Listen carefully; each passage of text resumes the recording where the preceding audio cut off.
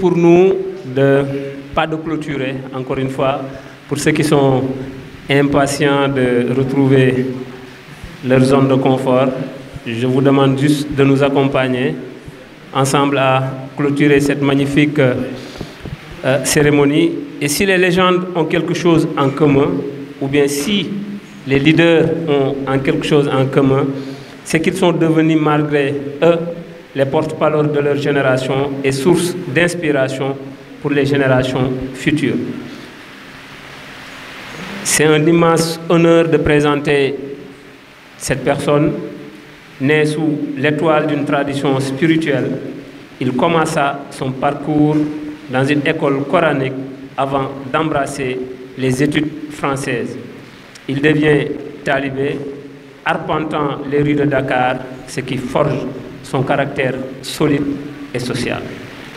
Après un baccalauréat obtenu en 1987, il poursuivit ses études en France, décrochant ainsi une maîtrise en économie et gestion à l'université de Limoges en 1992, suivi d'un DESS en gestion à l'université de Clermont-Ferrand en 1993.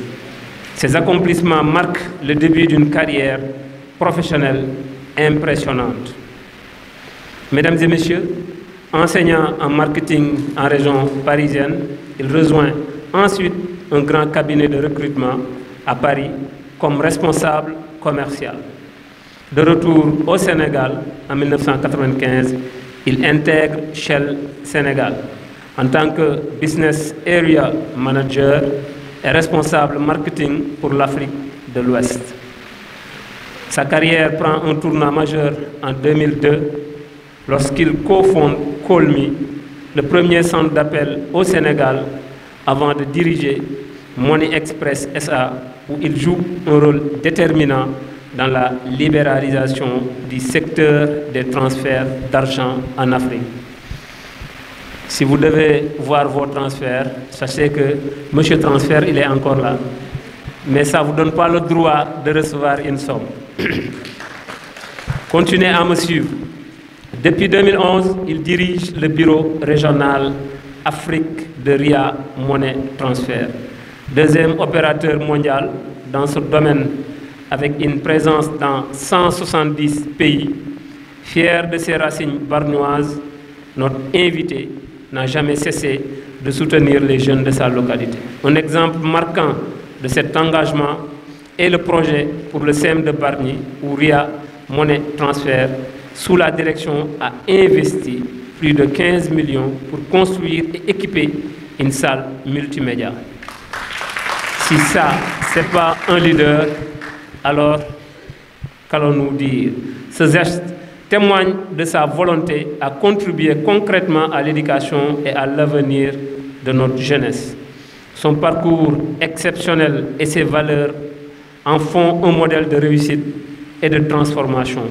C'est avec un immense respect que nous l'accueillons aujourd'hui en tant que leader et source d'inspiration pour les générations futures. Mesdames et messieurs, merci de recevoir et d'accueillir à cœur ouvert et à bras ouverts et surtout avec beaucoup d'attention Monsieur Seck, l'invité d'honneur pour la leçon du jour. J'ai été fidèle, j'espère.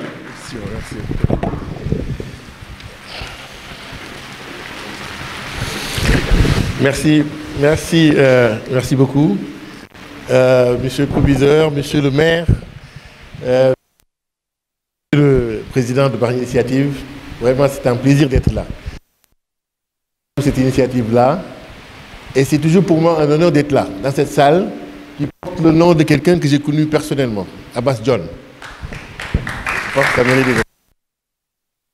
C'est un monsieur qui était un peu notre grand à l'époque, et il aura laissé le souvenir de quelqu'un de très intègre, quelqu'un de cultivé, et quelqu'un également qui aimait sa communauté et qui a beaucoup fait pour sa communauté ici, également pour le pays.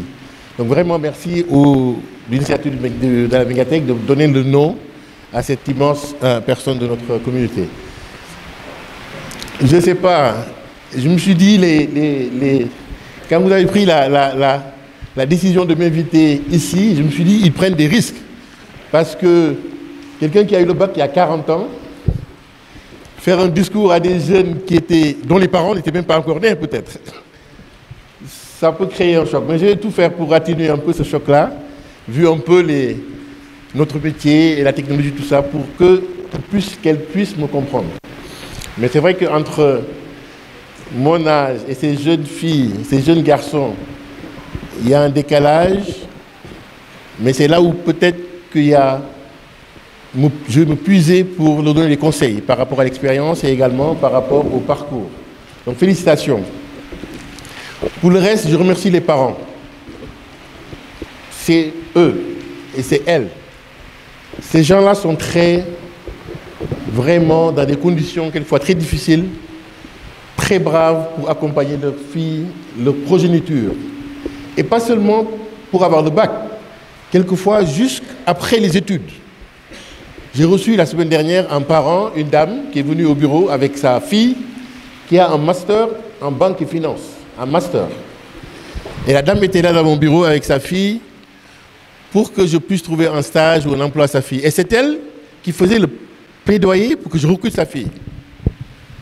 Et au moment donné, j'ai dit à la dame, excusez-moi, votre fille peut parler? Pour vous dire à quel point ces gens accompagnent la carrière, les études de leurs enfants, jusqu'après même les études, pour trouver un travail. Le nombre de parents qui m'appellent, et pendant qu'elle m'appelle ou qu'il m'appelle, la fille ou le fils est juste à côté. Et c'est des parents qui n'ont jamais fait d'études et qui défendent une personne qui a un master. C'est dire à quel point le challenge est là. Et ce sont là des conseils que je vais vous donner tout à l'heure. Pas une leçon inaugurale, parce qu'après le discours de M. Gueye, de Rokhaya, de Ousmane, du maire et du représentant des étudiants, la leçon est complète. Parce que j'ai écouté, et puis également après la présentation comment il s'appelle, voilà, très pédagogique, très pédagogique, avec des jeunes filles et des garçons qui parlent vraiment très bien, ce qui est important pour la carrière. Je pense que tout est complet. Ce que je vais faire après, c'est sans doute de donner un peu de conseils à ces jeunes filles, parce qu'on est là assis depuis un certain temps, et c'est important qu'on leur donne des conseils. Je pense que c'est de cela qu'ils ont besoin par rapport à leur carrière. Vous avez donné comme parrain Daouda Sembène. C'est vraiment le choix porté sur sa personne est un excellent choix. Ce sont des exemples, ces jeunes-là, par rapport à ces jeunes filles et ces jeunes garçons. Et le premier conseil commencera par dire l'importance de l'ouverture par rapport aux études. Dans la semaine, j'ai été le voir avec Rokhaya d'ailleurs, dans nos bureaux à Washington. Lui-même, dans la semaine au FMI, au Fonds monétaire international, et Rokhaya à la Banque mondiale. Là-bas, j'ai trouvé, comme leurs collègues, c'était des Camerounais, des Indonésiens, des Pakistanais, des Français, des Américains. La seule chose qui les unissait et qui les liait, c'était quoi? L'anglais. C'est la seule chose qui était un dénominateur entre toutes ces personnes de nature, de culture complètement différente. J'ai fait quelques heures dans le bureau d'Daouda Sembène qui m'a présenté ses collègues, quelques heures avec Rokhaya avec ses collègues, et c'est dire l'importance justement de cette langue-là par rapport à votre carrière. Je vais y venir. Donc vous voyez, j'ai dit que j'ai eu le bac il y a 40 ans. Donc je n'ai pas un portable sur banc, j'ai les feuilles. Mais c'est important, je vais vous dire pourquoi. Donc quel conseil tout simplement par rapport à vos études? Parce que c'est important. C'est d'autant plus important que ce projet, cette initiative est importante. La plupart des jeunes d'ici, ce qui leur manque, c'est moins d'être brillants, ils le sont. Ce qui leur manque, c'est plutôt l'encadrement, le coaching par rapport à leur carrière. Le coaching. J'ai moi-même initié ici, il y a longtemps d'ailleurs, il y a très longtemps, quand j'étais à Shell, des conférences sur l'insertion professionnelle. Comment rédiger un CV, comment réussir un entretien d'embauche, ici même il y a très longtemps. Et ensuite, j'ai initié aussi des entretiens ici, par rapport aux jeunes de Bargny, pour leur donner une chance de travailler dans notre société. Parce que nous sommes une société privée. On n'y rentre pas par bras long, comme on dit.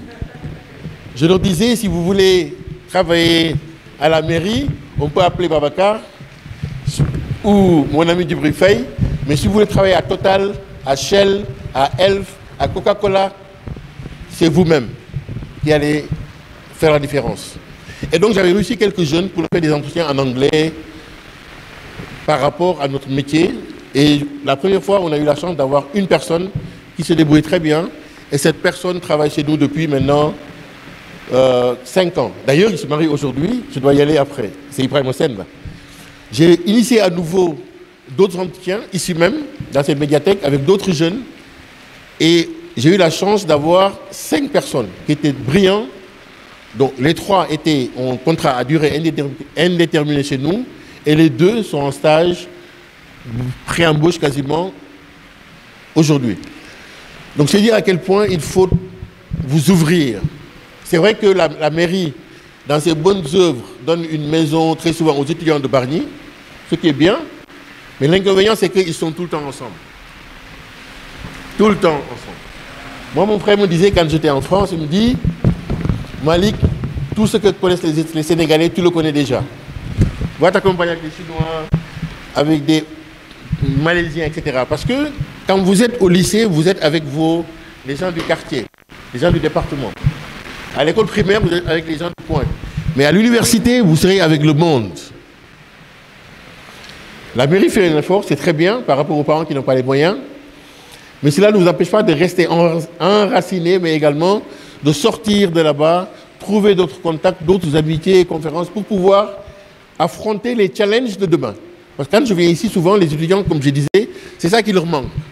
Réussir un entretien d'embauche, c'est pas forcément celui qui a 20 ou mentions très bien, c'est celui qui sait se défendre, plutôt.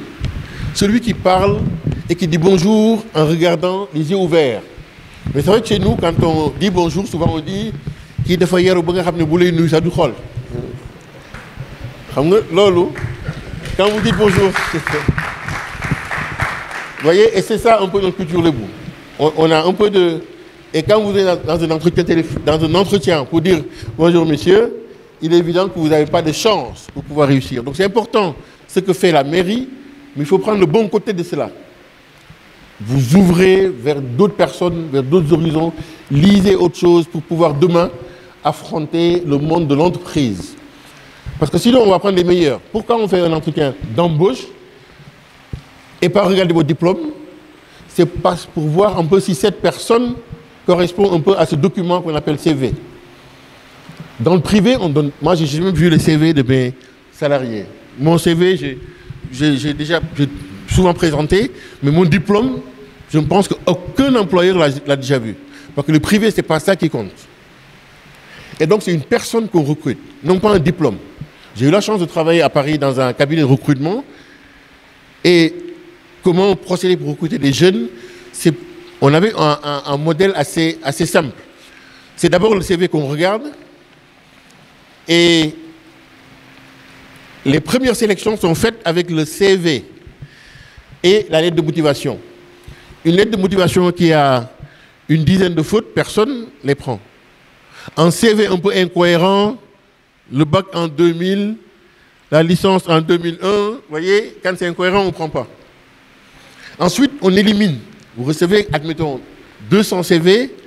Au bout de la première étude, on élimine pas moins de 70%, de 50% de ces gens-là. Il en reste, admettons, 100 personnes. Sur les 100, on regarde ceux-là qui sont courants en anglais. Ceux qui disent anglais moyen, après avoir eu une maîtrise ou un master, anglais moyen, on les élimine. C'est un handicap. Étudier l'anglais pendant quasi 12 ans, et au terme de 12 ans, vous mettez anglais moyen. Ceux-là, on les élimine. Et ensuite, on regarde un peu les stages que vous avez effectués dans les entreprises. C'est pour ça que c'est important. Demain, vous serez à l'université, dans une école de commerce. Après chaque année, au lieu de venir ici, perdre votre temps, faites un stage. C'est important. Faites un stage. Parce que c'est de l'expérience professionnelle. C'est de l'expérience. Beaucoup de gens disent que quand on est jeune, on n'a pas de chance. On cherche ceux qui ont de l'expérience. Ceci n'est pas vrai. Il est plus facile d'embaucher quelqu'un qui a un bac plus 2, bac plus 3, bac plus 4, que quelqu'un qui a un bac plus 4, plus 15 ans, parce que cette personne va coûter très cher. Cette personne, on va la débaucher. Mais quand vous n'avez pas plus 2, 3 ou 4, on va vous former. Et aujourd'hui, vous êtes combien de personnes parmi la population de Bargny? Une trentaine, je pense. Si vous rapportez ces personnes au nombre de jeunes qu'il y a dans cette ville, c'est moins de 1%. Donc vous avez des chances et vous aurez la chance de travailler si vous continuez comme cela. Quand on a fait des études, de bonnes études, on trouve un emploi. Moi, j'ai jamais vu quelqu'un, parce qu'aussi, il ne suffit pas d'être diplômé. Il suffit de faire de bonnes études, une très bonne formation. Par ailleurs, une parenthèse, je félicite et je remercie le proviseur parce que les résultats que j'ai entendus, à notre époque, c'était quasiment impossible. 70%, 100%, c'est félicitations. Et c'est vrai, le plaidoyer. C'est vrai. C'est vrai que cette année, on a choisi le CM, parce que j'ai été visiter là-bas, j'ai vu les conditions dans lesquelles ils sont. On a décidé de construire une salle informatique équipée avec une cinquantaine d'ordinateurs. Peut-être qu'on verra après. Quand la mairie aura déblayé là-bas, faire le nécessaire, pour être que nous, on viendra. Donc, restez un étudiant autodiscipliné. Malgré l'absence d'un surveillant général. Il n'y a pas de surveillant général à l'université. Il n'y a pas dans les écoles de commerce, dans les écoles de formation. Soyez autodisciplinés. Il n'y a pas les parents. Il n'y a pas les parents. Vous serez loin de ces gens-là. On vous a babysité jusqu'à maintenant. Maman, papa. Now it's about you. C'est vous-même qui allez déterminer votre carrière. Restez conscient de ce que les parents et les familles attendent de vous. Qu'est-ce qu'ils attendent de vous? Ce n'est pas de racheter une voiture, c'est de la reconnaissance. Vous voyez, elles sont fières que vous soyez là. Vous n'avez rien, 0 francs. Mais elles sont là, bien habillées, parce que c'est leur fille. Et cela, il ne faut jamais l'oublier. Demain, vous serez directrice ici ou directeur là-bas, ce sera cette fierté qu'elle aura. Elles auront 60 ans, 70 ans. Vous ne pourrez rien faire qu'elle n'ait pas déjà eu dans sa carrière, dans sa vie. Donc c'est cela, reconnaissance. Ne jamais oublier d'où vous venez. Ne jamais oublier cette cérémonie-là devant vos parents. Le fait de se dégager un peu de l'autorité parentale ne doit pas susciter un libertinage, ne doit pas susciter... Vous devez rester conscient des objectifs académiques. Focus, autodiscipliné et focus. Parce que la plupart des étudiants, quand vous sortez de Bargny, comme partout dans le monde, hein, en France, vous allez à Bordeaux, les étudiants qui habitent autour de Bordeaux, c'est des villages. Quand ils viennent en ville, ils ont tendance à... La liberté, c'est la responsabilité. Ce n'est pas l'absence des parents, c'est la responsabilité. Et il faut savoir le gérer. Ça, c'est extrêmement important. La quête de l'information. Apprendre à se renseigner sur plusieurs personnes avant de se décider. Se renseigner vous-même sur la toile. À l'époque, quand on est étudiant ici, on est un peu pas bien favorisé par rapport aux étudiants de Paris, de Stanford, etc. Aujourd'hui, vous partagez la même bibliothèque que l'ensemble des étudiants du monde, Internet. La même bibliothèque que tous les étudiants du monde, c'est Internet. N'allez pas demander à un ami, il paraît que... Google it, comme on dit. C'est vrai que je sais que vous avez Instagram, Facebook, c'est bien, mais ce sera moins bien, hein, bientôt. Utilisez Internet à d'autres échelons. Pas seulement Instagram, Facebook, vidéo et autres. N'est-ce pas, Awacher? Apprendre à aller à la source de l'information. Vous savez que le bac, c'est le premier diplôme universitaire. Ce n'est pas un diplôme de lycée. C'est pour ça d'ailleurs votre diplôme, vous allez le chercher où? À l'université. Vous êtes déjà des grandes personnes. C'est à la fac que vous allez chercher votre diplôme. Pas au lycée. C'est le premier parchemin universitaire. Avant même le master, la licence, etc. Évitez autant que faire se peut de laisser souvent le soin aux autres de nous tenir informés. Allez-y vous-même vers la source.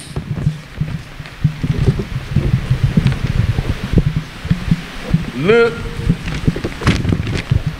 moral. Pas de la morale. Le fait d'envoyer d'autres milliers de bacheliers à l'université ne doit pas décourager la volonté, votre volonté. Il doit rester positif et avoir foi en vos capacités à transcender les difficultés. C'est vrai, vous allez à la fac demain, il y a 1000 personnes. Vous tous, ça ne doit pas vous décourager. Parce que souvent on dit les universités où les résultats sont catastrophiques. Peut-être pas. Parce que si dans une fac il y a 4000 personnes, il y a peut-être 2000 qui ne viennent jamais. Il y a 1000 qui attendent de voyager et qui ne font rien. Il y a 500 qui ne sont là que pour la bourse. Il y a donc 500 personnes. Donc le pourcentage rapporté au nombre de personnes qui travaillent reste un bon résultat. Parce qu'un étudiant, ce n'est pas quelqu'un qui s'est inscrit. Un étudiant, c'est quelqu'un qui étudie. C'est comme talibé, ça vient du mot talib. Talib, c'est celui qui apprend. Un talibé, ce n'est pas celui qui tend la main, c'est celui qui apprend. Donc vous, demain, vous serez des talibs. Donc gang, pas forcément vous inscrire. Donc vivre au campus quand c'est possible. Pas loin de l'université. Avoir des amis qui ont les mêmes préoccupations que vous également. Ne pas souvent hésiter à discuter avec des professeurs quand c'est possible. Serigne Babacar moo doon wax ne xale yu ànd doyu ko xale yu ànd te amul mag loolu doyu ko mag yu ànd tamit te amul xale doyu ko. Donc ayez le courage de parler avec vos aînés, vos grands frères, vos professeurs. C'est important. Être assidu aux cours autant que possible. S'établir un emploi du temps rationnel pour vous-même. C'est-à-dire qui comporte toutes les matières qui concernent à chaque matière un temps de travail. Ce n'est pas évident. Vous allez vous organiser vous-même. Aujourd'hui, c'est le professeur, le censeur, le surveillant. Il n'y a pas tout ça. Hein? Dan, vous serez seul à l'université ou en école de commerce. J'ai eu la chance, quand j'étais à Shell, à chaque fois, après mon boulot, j'allais enseigner. Parce qu'à l'époque, je gagnais quoi 450 000 francs CFA. Donc il fallait faire ce qu'on appelle du kharmat. Je pense que les étudiants, les professeurs connaissent bien ce que c'est kharmat. Hein? Donc à 18h, j'allais enseigner à l'ISM, à l'IAM, à la fac, le marketing. Comme j'étais prof à Paris en marketing, donc quand je suis venu à Shell, je me suis dit, pour arrondir les fins de mois, pour mettre l'essence dans ma voiture. Donc j'enseignais de 18h à 21h le week-end, le samedi et le dimanche. Tout le temps. C'est vous dire à quel point vous avez ici à Dakar, pour ceux-là qui vont être là, ou celles-là, ou ailleurs, les moyens d'être de bons étudiants, les moyens d'avoir une bonne formation et un bon diplôme. Le début de l'université donne l'impression qu'il n'y a pas beaucoup à faire, parce que c'est quelques heures par semaine. C'est une impression. C'est une illusion. Vous avez des profs qui viennent faire un cours comme ça académique, vous prenez vos notes et ils partent. Le prochain cours, c'est demain ou après-demain. C'est une impression. Mais l'université, le professeur donne des pistes. Et après, c'est à vous d'aller chercher l'information.